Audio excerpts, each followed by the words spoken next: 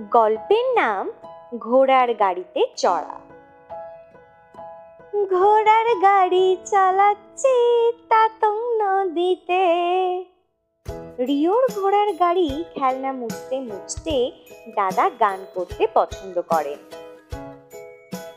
কখন আমরা ঘোড়ার গাড়িতে চড়বো দাদা? রিও জিজ্ঞেস করলো।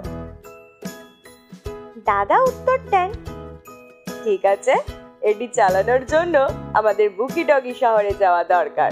ঘোড়া গাড়ি এখন এই শহরেই পাওয়া খুবই কঠিন একটা ব্যাপার। চলো বুকি ডগিতে যাই এবং আমার জমানো টাকাগুলি গাড়ি চড়ার জন্য ব্যবহার করি। দাদু হাসে। তোমার জমানো টাকা পরে ব্যবহারের জন্য রেখে দাও। আসো আমরা সেখানে যাই। যাই হোক, আমি সেই শহরটি খুব মিস করি। কিন্তু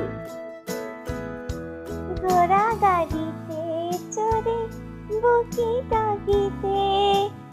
দাদু যে গানটি করতেন রিওটা অনুকরণ করে। এখন তারা প্রায় বুকি ডগিতে পৌঁছে গেছে। রিওর আর দেরি সইছে না। শেষবার যখন তারা শহরে ছিল তারা ঘোড়ার গাড়িতে চড়তে পারেনি। এবার রিও ড্রাইভারের সাথে ঘোড়ার গাড়ির সামনের সিটে বসার সুযোগ পেল। রিও এমনকি ঘোড়ার চাবুকও ধরতে পারে। রিও, আসো আমরা অনুমান করা খেলি। আমি যা দেখছি তুমি তা অনুমান করবে, ঠিক আছে? দাদু বলেন।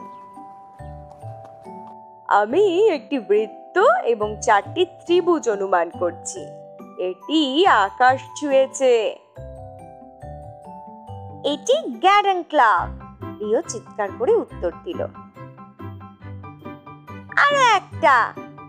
আমি অনুমান করি একটি বড় সবুজ দেয়াল, যার নিচে একটি নদী বয়ে গেছে। তিঙ্গালং পর্বত যেখান থেকে এটি আসে। এটি সায়নক বাঁধ। এটি খুব সহজ দাদাই। রিও উত্তর দেয়।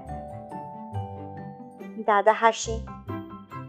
আরো এটি চেষ্টা করো।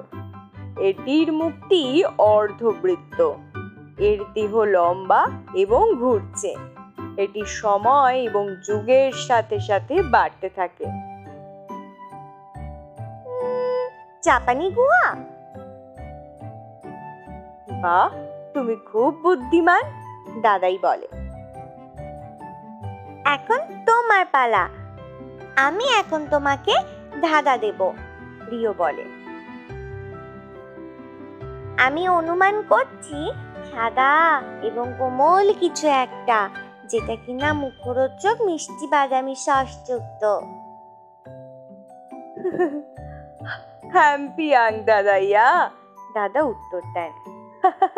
তোমার খিদে পেয়েছে রিও? তিনি প্রশ্ন করলেন। একসাথে তারা গাড়ি থেকে নেমে কাছের একটি বাজারে যায়।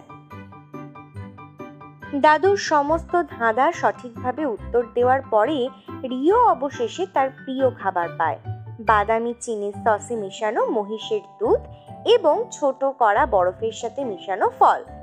শহরে এই ভ্রমণটি মজাদার এবং আনন্দদায়ক ছিল।